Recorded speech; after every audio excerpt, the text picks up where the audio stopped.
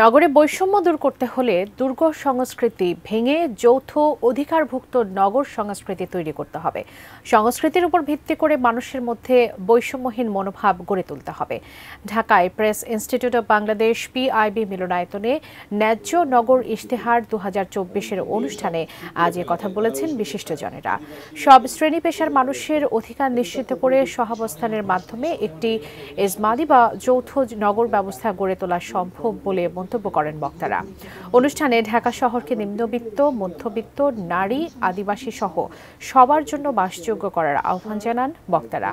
সেই সঙ্গে বৈষম্যহীন সঠিক সেবা, বাসস্থান, সবুজ স্থান এবং নিরাপদ জনপরিসরের নগরী হিসেবে গড়ে তোলার দাবি জানানো হয়।